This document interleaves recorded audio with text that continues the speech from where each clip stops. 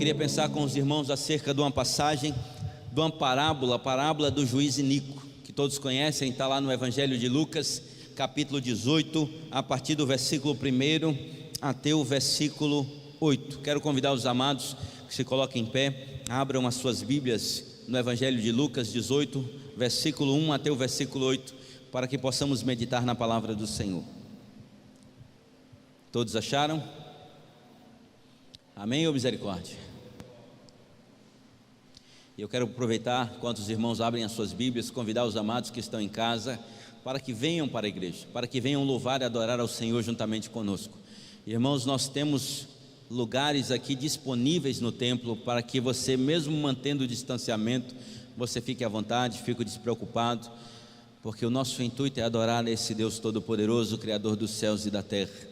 Então venha para a casa do Pai, venha adorar ao Senhor conosco. No domingo às 17 horas e às 9 horas da manhã, você é nosso convidado especial, venha adorar ao Senhor juntamente conosco.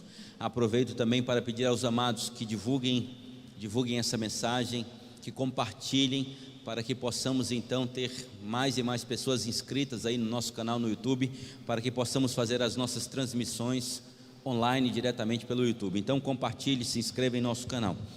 Amém? Agora com todos os irmãos, Lucas capítulo 18, a partir do versículo 1 ao verso 8, diz assim: Disse-lhe Jesus uma parábola sobre o dever de orar sempre e nunca esmorecer.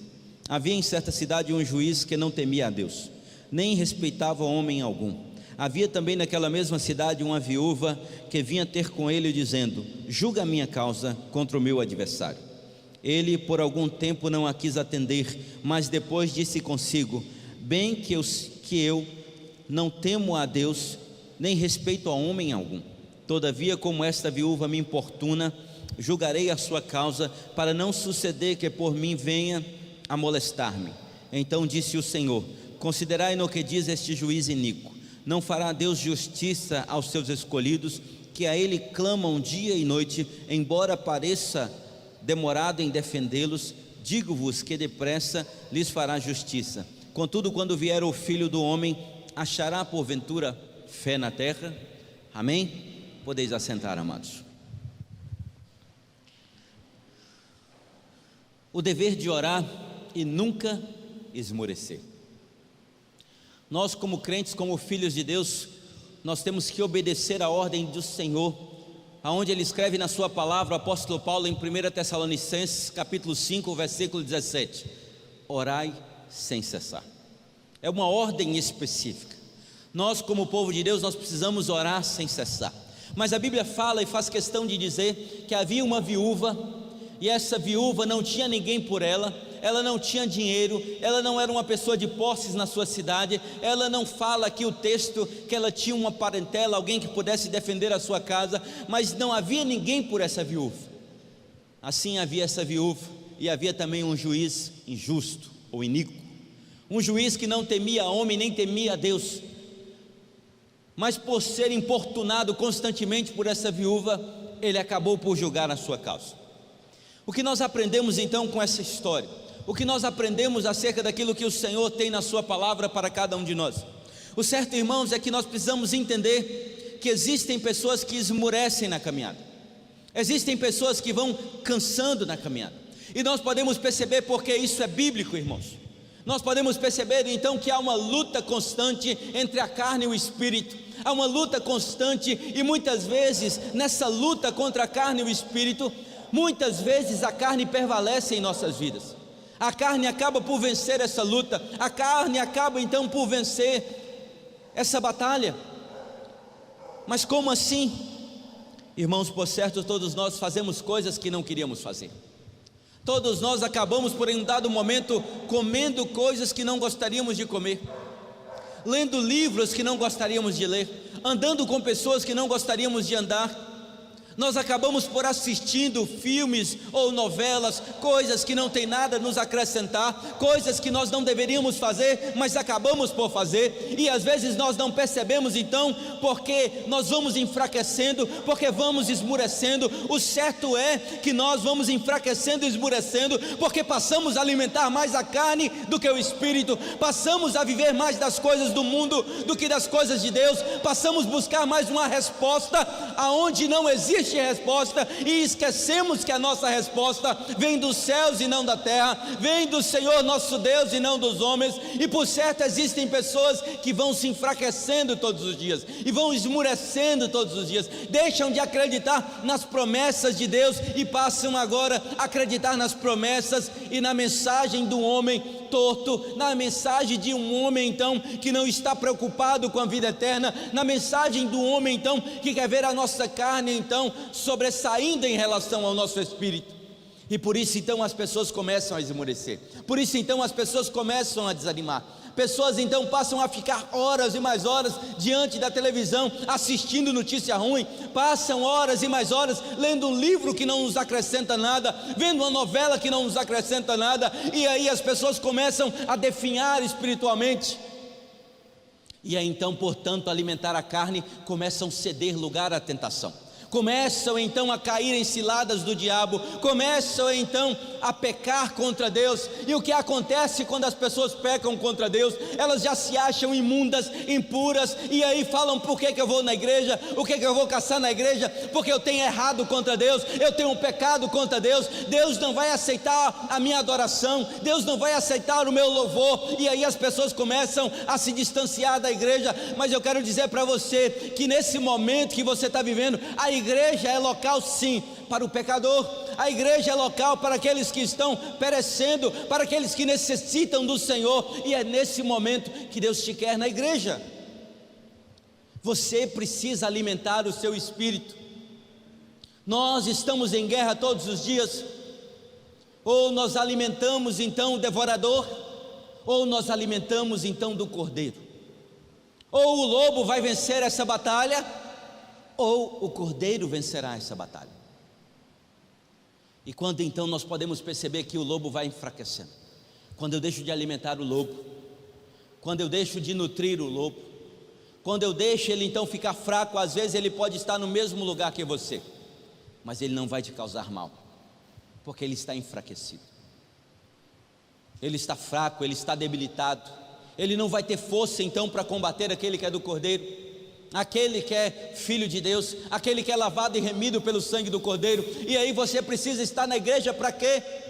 Para tomar o remédio espiritual, o remédio da parte de Deus para mim e para você, para que nós vamos resistir no dia mau. Você precisa muitas vezes, além de tudo, tomar o quê? Antibióticos para fortalecer o seu espírito.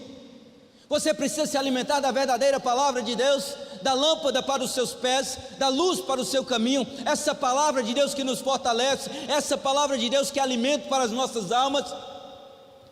E se ainda assim você não estiver forte o suficiente, você precisa tomar bolsas de sangue do cordeiro, injetado na minha e na tua veia, para que possamos estar fortes, resistindo contra as ciladas do inimigo, resistindo contra as ciladas do diabo, porque nós percebemos então que aqueles que alimentam da carne perecem, aqueles que alimentam a sua carne ficam fracos, aqueles que alimentam a sua carne já não conseguem mais glorificar ao Senhor, já não conseguem mais ver a esperança no porvir, já não conseguem mais entender que Deus está trabalhando para os seus, porque tem vivido da carne, tem alimentado da carne. Nós não podemos alimentar a nossa carne. Por isso que existem pessoas que estão se debilitando todos os dias. E aí não se pasme, meu amado, aqueles que alimentam da carne, aqueles que só vivem pela carne, vão perecer, vão pecar, vão errar. Nós percebemos isso na palavra de Deus. Muitos vão cansar, muitos vão desanimar, muitos vão abandonar a Deus, porque vão dizer: e agora o que vai acontecer? Por que está acontecendo na minha vida, na vida da minha família, na vida da minha casa? Nós precisamos entender que aqueles que estão em Cristo já são mais que vencedores. O grande problema, o Senhor nos promete a vitória, o Senhor faz questão de dizer que nós somos mais que vencedores nele. Às vezes você diz assim: não, mas a minha família está acabada, o meu casamento está acabado, os meus filhos estão acabados, a minha casa então já não tem nada. Eu quero dizer para você que o Senhor já decretou a vitória sobre a sua vida, o Senhor já decretou que você é mais que vencedor, o Senhor já colocou nas suas mãos a chave da vitória. O grande problema é que você precisa se esforçar nele, confiar nele, entender que é dele, por ele, para ele que são todas as coisas. A Bíblia faz questão de frisar no Salmo 31, no versículo 24, em algumas versões, ele nos chama a atenção e diz: esforçai-vos, e ele fortalecerá o vosso coração, vós todos que esperais no Senhor. Ele diz: esforçai-vos. Talvez você diz assim: não, pastor, mas eu já aceitei Jesus e ainda assim eu estou sofrendo, ainda assim eu estou passando por dificuldades, ainda assim eu não recebi ainda a vitória. A vitória em Cristo Jesus consiste em obedecer a Deus, consiste em cumprir a palavra do Senhor, consiste em esforçar e nunca esmorecer. Você precisa se esforçar, você precisa tomar parte no reino de Deus. A Bíblia diz esforçar, irmãos, quer dizer que não é fácil. Não é que você já aceitou Jesus e agora tudo vem para você de mão beijada. Não, não é isso. Significa que você tem que fazer esforço. Significa, assim como o apóstolo Paulo, escrevendo lá em 1 Coríntios, no capítulo 9, a partir do versículo 25 até o versículo 27, onde ele faz questão de frisar: e todo aquele que luta, de tudo se abstém, eles os fazem para alcançar uma coroa corruptível. As pessoas correm nas Olimpíadas por conta de uma coroa corruptível, mas ele diz então que nós precisamos correr por conta de uma coroa incorruptível, e por isso muitas vezes ele tem que esmurrar o seu próprio corpo, ele tem que derrotar a carne, ele tem então que fazer prevalecer o seu espírito, porque a luta é ferrenha, a luta é constante. Nós precisamos nos esforçar. A palavra do Senhor já diz também em Deuteronômio capítulo 31, no versículo 6, onde ele faz questão de dizer ao seu povo: esforçai-vos e animai-vos, não temais nem vos espanteis diante deles, porque o Senhor teu Deus é que vai contigo, não te deixará nem te desamparará. Ele diz: esforçai-vos, irmãos. Nós precisamos fazer esforço, nós precisamos determinar, vencer essa guerra, vencer essa batalha. Em Josué capítulo 1, no versículo 9, ele também vai dizer: ei, não te mandei eu, ser forte e corajoso, não temas, não te espantes, porque eu estarei contigo por onde quer que andares. É esforço, eu preciso esforçar. É uma palavra de encorajamento para mim e para você: esforça-te, esforça-te. Quem disse que viria tudo de mão beijada? Quem disse que as coisas seriam fáceis? É por isso que nem todo mundo recebe a vitória, é por isso que nem todo mundo é bem sucedido, é por isso então que muitas pessoas então não entendem a palavra de Deus, porque acham então que é só aceitar Jesus e como um passe de mágica tudo é resolvido em nossa vida. Não, é esforçar, é tomar parte no Senhor, é agradecer ao Senhor, é confiar nas promessas de Deus para nós. Não é fácil. Isso quer dizer, irmãos, que às vezes você vai desanimar, às vezes você vai começar a esmorecer, mas a palavra do Senhor vai dizer a você e a mim, a você: esforça-te, esforça-te. É preciso ter esforço, é preciso tomar uma decisão nas nossas vidas. Sabe por quê? Porque Deus tem tudo preparado para os seus. O Senhor nos ama e Ele cuida de cada um de nós. Existem promessas de Deus que para se cumprir na nossa vida só depende de nós. Só depende de nós. Deus já decretou. Que tem muitas pessoas que acham que Deus tem panelinha, que acham que Deus tem os seus escolhidos, que acham que Deus escolheu uns para ser vencedor e outros para serem fracassados, que escolheu uns para que tivessem sucesso e outros para serem derrotados. Não, Deus não tem panelinha. A Bíblia diz que Deus não faz acepção de pessoas, ou seja, Deus escolheu a mim e a você e já nos decretou a chave da vitória. Deus já te fez mais que vencedor em Cristo Jesus. O grande problema é que às vezes você mesmo ainda não tomou a decisão de ser vencedor. Você ainda não tomou a decisão de dizer: eu vou vencer. Sabe por quê, irmãos? Porque os pensamentos de Deus a nosso respeito são bons. A Bíblia faz questão de frisar em Jeremias 29, que ele diz: eu sei que pensamentos tenho a vosso respeito, pensamentos de paz e não de mal, pensamentos para que vos possa dar o fim que desejais. Então Deus quer que eu seja vencedor, Deus quer que eu seja bem sucedido, Deus quer que eu tenha prosperidade, amém? Você quer ser próspero em Cristo Jesus? Prosperidade não está ligado só à questão financeira. Prosperidade é ter saúde, prosperidade é ter uma família no altar, prosperidade então é ser agraciado e abençoado por Deus. Mas às vezes as pessoas acham: não, eu não posso. Eu digo: você pode. Para aquele que crê, todas as coisas é possível aquele que crê. É importante você entender que Deus não separou uns para vencer e outros para fracassar. Todos fomos escolhidos do Senhor, todos fomos presenteados com o dom da vida. O Senhor nos escolheu mesmo antes da fundação do mundo. O Senhor conhece o meu e o teu coração, Ele sabe das nossas capacidades. Ele vê você no íntimo e no oculto. Ele vê quando você quer desistir, Ele vê quando você quer parar, Ele vê quando você está esmurecendo, Ele vê quando você já não lê mais a Bíblia, Ele vê quando você não ora mais, Ele vê e Ele sente o seu coração, porque muitas vezes você diz para si mesmo: ei, eu estou impuro, eu não sou digno de estar na casa do Pai. Mas o seu lugar é estar exatamente na igreja, é estar exatamente na casa do Pai, porque a igreja é para aqueles que necessitam de ajuda. Ele não veio para os sãos, mas Ele veio para os doentes, Ele veio para os perdidos da casa do Senhor Jesus. E é por isso que nós estamos aqui, porque carecemos desse Deus. Você precisa tomar posse daquilo que o Senhor tem para você. Ele diz: ei, essa parábola do juiz iníquo é uma parábola. Assim acontece com muitas vidas. Muitas pessoas então se veem fracas, se sentem abandonadas. Olha então como essa viúva, não tinha ninguém por ela. Às vezes você está passando exatamente por uma situação que você pode se encontrar com essa mulher, abandonada, sozinha. E aí você olha à sua volta: quem está comigo? Ela só tinha uma esperança, ela estava determinada, ela sabia o que ela queria, ela sabia onde ela queria chegar.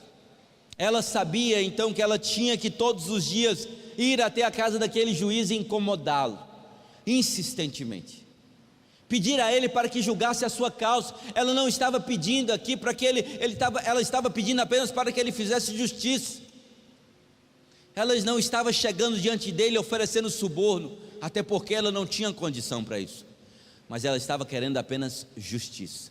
Ela estava querendo apenas que ele julgasse o seu caso, porque o caso dela então parecia demorar demais. Aquela mulher tinha uma causa.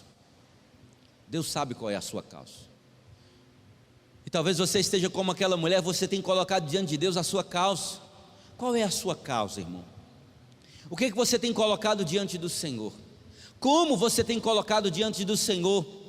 O que você está precisando de Deus? O que você está querendo de Deus?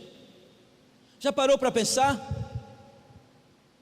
O que você tem colocado diante de Deus? Ou será que você já não acredita em mais nada? Que você já não busca mais o Senhor como solução para a sua causa? A Bíblia fala então que essa mulher tinha uma causa, e todos os dias ela ia incomodar aquele juiz. Às vezes tem pessoas que falam: não, eu quero que Deus faça isso por mim, eu quero obter isso ou aquilo, mas nem sequer colocam diante de Deus todos os dias. Parece que colocam um dia e no outro dia já se esqueceu, já não tem mais esperança, já não tem mais confiança que a sua causa será julgada, que o Senhor vai decretar a sua vitória, que o Senhor, como nosso sumo juiz, vai então assinar, pegar a sua caneta de ouro e vai assinar então agora aquilo que Ele está liberando ou decretando a sua vitória. Coloque a sua causa diante do Senhor, converse com Deus. Assim como diz a palavra do Senhor em Mateus capítulo 7, a partir do versículo 7, nós podemos perceber que no texto sagrado Ele faz questão de dizer: pedi e dar-se-vos-á, buscai e acharei. A todo que pede, recebe, o que busca, encontra, aquele que bate, abrir-se-lhe-á, porque Deus é fiel, o nosso Senhor é fiel, para nos recompensar, à medida que nós buscamos a Ele. Será que você tem colocado a sua causa diante do Senhor, ou a sua causa tem sido esquecida, abandonada por você mesmo? Às vezes nós queremos que Deus faça justiça, mas nós não estamos buscando o sumo juízo, o Senhor do universo. Aquela mulher estava diante de um juiz injusto, iníquo, um juiz que não temia a Deus, não temia os homens, mas ainda assim aquele juiz julgou a causa daquela mulher. O próprio Deus aqui em Mateus, no texto que comentamos, Mateus a partir do capítulo 7, a partir do versículo 7, ele faz questão de dizer que os pais, os homens ainda sendo maus, conseguem dar boas coisas aos seus filhos. Agora imagine Deus que é bondoso, Deus que é misericordioso, Deus que é amoroso, o que Ele pode fazer por mim e por você. Ele faz questão de dizer, imagine então os homens sendo maus, se o filho porventura lhe pedir pão, lhe dará pedra? Ou lhe pedir um peixe, lhe dará uma cobra? Simbolizando que Deus tem muito mais amor para conosco, que Deus nos ama muito mais. Ou seja, imagina o que Deus pode fazer por mim e por você. Imagine como Deus pode ver a nossa situação, mas Ele diz, ei, é preciso confiar, é preciso buscar, é preciso colocar a sua causa diante do altar do Senhor, é preciso colocar a sua confiança nele, pois só Ele é digno. Assim como diz na palavra do Senhor, em Lucas capítulo 1, versículo 37, porque para Deus não haverá impossíveis em todas as suas promessas. Não haverá impossíveis para Deus. Aquilo que é insolúvel, aquilo que não tem solução para você, para Deus tem solução, para Deus tem resposta. Deus tem então a resposta certa para mim e para a tua vida, para mim e para a tua família, para mim e para a tua casa. Deus tem uma resposta certa. Aquela mulher então, ela tinha certeza disso. A sua causa, todos os dias ela ia diante daquele juiz e colocava a sua causa diante dele. Ela pedia, julgue a minha causa, julgue a minha causa, faça justiça. Mas muitas pessoas, assim como falamos, por não alimentarem mais o seu espírito, apenas alimentando a sua carne, começam a enfraquecer, começam a esmorecer, começam então a desanimar. Mas eu quero que você se lembre da sua causa. Por que você está buscando ao Senhor? O que você pede ao Senhor? O que você precisa de Deus? Qual a sua necessidade para com Deus? E aí parece que a situação estava demorando, parece que a situação não teria solução. Assim como diz a palavra do Senhor em 2 de Pedro, capítulo 3, no versículo 8, você precisa lembrar que o Senhor resolve todas as coisas no tempo dele, na hora certa. O texto faz questão de dizer, versículo 8, 2 Pedro capítulo 3, versículo 8, o texto faz questão de dizer que um dia para Deus são como 1000 anos, e 1000 anos para Deus são como um dia.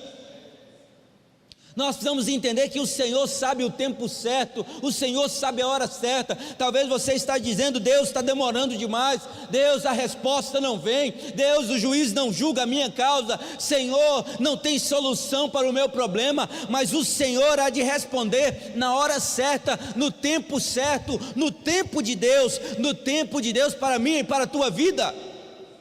É preciso confiar, amados. É preciso ter convicção de que o Senhor está lutando a sua luta, que o Senhor está contigo. Não pense que está demorando, não. Deus tem um tempo certo, Deus sabe a hora certa, Deus sabe exatamente daquilo que você está precisando. A Bíblia fala de homens e mulheres de Deus, assim como Caleb, Josué e Caleb. A Bíblia faz questão de dizer que muitas vezes ele esperou 40 anos para receber a promessa. Em Josué capítulo 14, a partir do versículo 6, ele faz questão de dizer, eu era da idade de 40 anos quando o Senhor me chamou, e agora eu já tenho 85 anos, já tinha mais de 45 anos para receber a bênção. A Bíblia fala de Josué, de José do Egito. José foram 13 anos na prisão. Depois de 13 anos, alguém se lembra dele, Faraó se lembrou dele e mandou chamá-lo na prisão, para interpretar um sonho, e a partir dali ele passou a ser o grande administrador do Egito. Mas se passaram 13 anos, Caleb se passaram então 45 anos, Moisés precisou ficar 40 anos ali. apacentando as ovelhas do seu sogro, de Jetro, 40 anos. O Senhor esperou 40 anos para que um dia pudesse se apresentar a Moisés na sarça ardente e dar então uma ordem, determinar para ele exatamente aquilo que ele tinha que fazer. Da mesma forma aconteceu com Davi, que apacentava as ovelhas do seu pai, até que um dia Samuel chegou e ungiu como rei, amando do próprio Deus. Às vezes nós achamos que está demorando muito. A Bíblia fala então que Isaac orou 20 anos por Rebeca, sua mulher, 20 anos orando. Ele tinha 40 anos e só aos 60 anos nasce então Esaú e Jacó, assim diz a palavra do Senhor. Mas às vezes eu acho que o Senhor tem que resolver o meu problema hoje, se não resolver hoje, Senhor, não precisa mais não é assim que funciona. Deus sabe o tempo certo, Deus tem um momento certo para mim e para a tua vida, e muitas vezes é quando eu já não estou mais aguentando, e muitas vezes é o ponto que eu já estou para desistir, aí o Senhor entra com providência, aí o Senhor entra com o remédio, aí o Senhor entra com a solução, aí o Senhor entra para nos dar a vitória, porque é isso que Ele faz por mim e por você. Ele veio para nos dar a vitória em Cristo Jesus. Então entenda, meu amado, minha amada, se parecer que está demorando, não se preocupe, tudo tem um tempo certo, tudo tem um momento certo. O tempo de Deus não é o meu tempo, assim como diz na palavra do Senhor também, Isaías capítulo 55, a partir do versículo 9, se não me falha a memória, mas ele diz assim: porque assim como são os céus mais altos do que a terra, assim são os caminhos do Senhor mais elevados do que os nossos, assim são os pensamentos do Senhor mais altos do que os vossos pensamentos. Porque assim como desce a chuva e a neve dos céus e para lá não tornam, mas a regam a terra e a fazem produzir e brotar e dar semente ao semeador e pão ao que come, assim será a minha palavra, que sair da minha boca, ela não voltará vazia, antes fará o que me apraz e prosperará naquilo que a enviei. O Senhor sabe de todas as coisas, o Senhor decreta a vitória para mim e para você, mas você precisa então se esforçar, você precisa permanecer nele, Ele permanecerá em vós. Nós precisamos tomar posse dessa palavra. E a Bíblia fala então aquele juiz iníquo, que não temia a Deus, mesmo a situação parecendo demorar, como diz a palavra do Senhor, mas todavia, no versículo 5, como esta viúva me importunava, julgarei a sua causa, para não suceder que por fim venha molestar. Chegou um tempo determinado em que aquele juiz falou: não, eu vou julgar na causa dessa mulher. Aquela mulher pode molestar-me, ela pode então difamar o meu nome, ela pode falar mal de mim, ela pode então apresentar a mim como qualquer outra pessoa na cidade. Mas aqui naquele momento, então disse o Senhor: considerai no que diz este juiz iníquo. Não fará Deus justiça aos seus escolhidos, que a Ele clamam dia e noite, embora pareça demorado em defendê-los? Observe que Ele fará justiça àqueles que o clamam de dia e de noite, em todo o tempo, em todo instante. Aqueles que não perderam a esperança, aqueles que dia após dia, diuturnamente estão buscando ao Senhor, assim como Ele diz em Jeremias: clama a mim, responder-te-ei e anunciar-te-ei coisas grandes e firmes que não sabes. Ele está dizendo que é preciso clamar. Em Isaías no capítulo 58, no versículo 9, ele vai dizer: ei, clama, mas se você tem pressa, grita. É preciso clamar, é preciso colocar o seu coração, é preciso acreditar que o Senhor vai entrar com a resposta certa na tua vida. Embora pareça demorado em defendê-los, digo-vos que depressa lhes fará justiça. E aí uma pergunta: contudo, quando vier o Filho do Homem, achará porventura fé na terra? Irmãos, muitos dos nossos irmãos e irmãs têm enfraquecido na fé, têm desanimado, já não acreditam mais nas promessas de Deus. Nós percebemos então que a Bíblia faz questão de dizer que o amor de muitos esfriará. Quantas pessoas estão se esfriando todos os dias? Quantas pessoas esqueceram da promessa do Senhor, esqueceram então daquilo que Deus tem para as suas vidas? Porventura, quando vier o Filho do Homem, quando vier o Filho do Homem, quando o Filho do Homem voltar para buscar a sua igreja, será que porventura achará fé na terra? Ele não está dizendo aqui que não vai haver fé na terra, em todo, mas nós podemos perceber que esse número de fiéis irá reduzir, que o número de pessoas que creem no Senhor e confiam no Senhor irão reduzir, que aqueles que estarão aquecidos por Deus será agora uma minoria, porque as pessoas então são muito imediatistas e acreditam, não, eu preciso alimentar a carne, eu preciso viver coisas, eu preciso então usufruir daquilo que o mundo tem a ofertar, a oferecer, e aí vão se esquecendo de Deus. Mas você precisa entender, você precisa parar para pensar, que as pessoas vão dizer assim, não, mas a vida é curta. A vida só é curta para aqueles que não morrem em Cristo, mas para aqueles que estão em Cristo há uma eternidade toda para viver. Aqueles que estão em Cristo há uma eternidade toda. Você vai poder acordar todos os dias na presença do Senhor, acordar e dormir descansando no Senhor, porque um dia Ele vai cumprir a sua palavra, Ele voltará para buscar os seus, porque Ele não é filho do homem para que minta, nem para que se arrependa. Meus amados, meu amado, minha amada, como anda a sua vida? Será que você tem feito como essa mulher, como essa viúva? Será que você tem orado todos os dias? Orar e nunca esmorecer. Nunca esmorecer. Eu quero dizer para você que me ouve, para você que está em casa, para você que está aí assistindo essa live, para você que está aqui no templo, a Bíblia diz, orar e nunca esmorecer. Você precisa tomar posse disso. Você precisa ter convicção do Deus que você serve. Você precisa entender aquilo que Deus tem para com a sua vida e não tem para com a vida de mais ninguém. O Senhor tem os seus eleitos, tem os seus chamados. Por isso que a Bíblia em Apocalipse capítulo 17, no versículo 14 diz, pelejarão eles contra o Cordeiro, mas o Cordeiro os vencerá, porque é Senhor dos senhores, Reis dos reis, e se acharão com Ele, e vencerão com Ele, aqueles que são chamados eleitos e fiéis. Significa aqueles que não o abandonaram, aqueles que não o rejeitaram, aqueles que não esmoreceram, aqueles que não desistiram, aqueles que oraram insistentemente, aqueles que perseveraram todos os dias, diuturnamente, buscando a presença de Deus nas suas vidas. É isso que nós precisamos fazer. Eu não sei como anda a sua vida, eu não sei como anda a sua situação, eu não sei se você já desanimou, se você não acredita mais. Talvez você diga, a minha causa não tem solução, o meu problema ninguém pode resolver. E aí você pega o seu problema e não se apresenta mais diante de Deus. Eu quero desafiar você, seja qual for o problema, assim como essa mulher fez. E o que me chama a atenção é que essa mulher, ela estava insistentemente todos os dias diante daquele juiz, porque ela sabia que ele daria a vitória.